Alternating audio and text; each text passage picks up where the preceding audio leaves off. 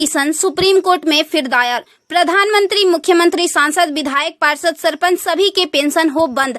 अब विधायकों, सांसदों की खैर नहीं। सुप्रीम कोर्ट में एक जनहित याचिका दायर हुई है। इसे आपके आकलन के लिए भेज रहे हैं। प्रिय सम्मानित भारत के नागरिकों, आपसे इस संदेश को सुनने का अनुरोध किया जाता है और अगर सहमत है तो कृपया अपने संपर्क के सभी लोगों को भेजें और बदले में उनमें से प्रत्येक को भी आगे भेजने के लिए कहे।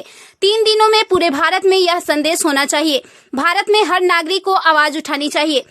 2018 का सुधार अधिनियम। सांसदों को पेंशन नहीं मिलनी चाहिए क्योंकि राजनीति कोई नौकरी या रोजगार नहीं बल्कि एक निःशुल्क सेवा है।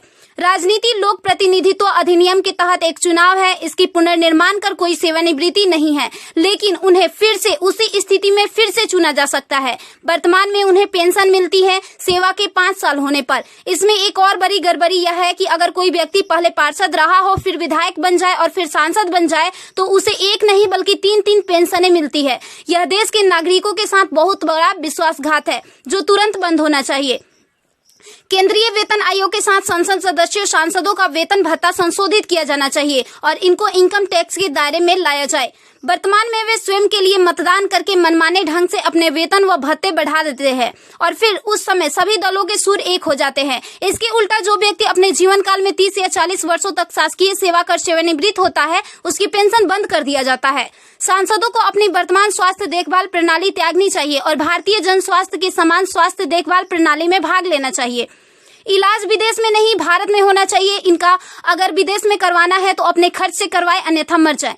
मुफ्त छूट, राशन, बिजली, पानी, फोन बिल जैसी सभी रियायत समाप्त होनी चाहिए।